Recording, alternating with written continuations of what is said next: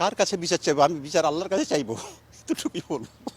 আমি আল্লাহর কাছে বিচার চাই, দেশবাসীর কাছে বিচার চাই। একটা আমার নিরপরাধ ভাই না, এই যে তাজা প্রাণ একটা চলে গেল, আমি চাই আমার ভাগ্নের মতো যেন আর পৃথিবী বাংলাদেশে আর দ্বিতীয় কোনো ঘটনা না ঘটে, এটাই যেন শেষ হয়। এটাই আমি দেশবাসীর কাছে দোয়া চাই, জানতে চাই, এটাই আমার আকুল আবেদন।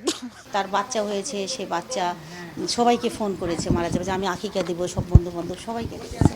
আর আসলে সে তারপরেও যখন তাকে নির্যাতন করা হয়, ভিডিওগুলো দেখছি, তখন সে বলেছিল যে হচ্ছে আমাকে তো 14 সালে আমার ভাইয়ের মানে প্রতিশোধটা আমার উপরে নিয়েই নিয়েছেন, আমার তো কিছু না, আমি তো পঙ্গু, আমার তো কিছু নাই দেহতে, তাহলে আমি যদি কোনো আরও অপরাধ করি আমাকে ফাঁসিতে ঝুলাইনো করে। আমার 3 দিনের বাচ্চা, আমার বাচ্চা অসুস্থ, কেউ নাই, আমি ওষুধ নিতে আসছি।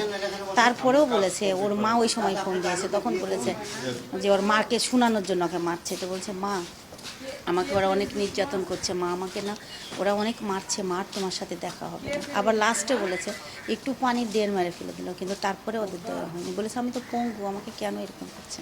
ওর বোর সাথে কথা হয়েছে যখন 8টা বাজে, তো বলছে তোমার দেরি হচ্ছে কেন। তো বলছে আমি ধরো সর্বোচ্চ আর 15 মিনিট আসবে, 15 মিনিট রাস্তা দেখার পরেই ফোন দিলে, শোয়ারটায় ফোন দিলে আর নাই, তার ফোন বন্ধ। 12টার দিকে বউ জানতে পারছে যে সে আপনারা জানতে পেলেন কিভাবে? আমরা ওই যে ফেসবুকে দেখে, তারপরে মানে ইয়াতে রাত 12টার পরে ফেসবুকে এসে এগুলো যারা বাইরে থেকে ভিডিও টিডিও করে ছাড়ার পরে তখন ওর বউ দেখতে পেয়েছে, ওর বউ তখন জানিয়েছে।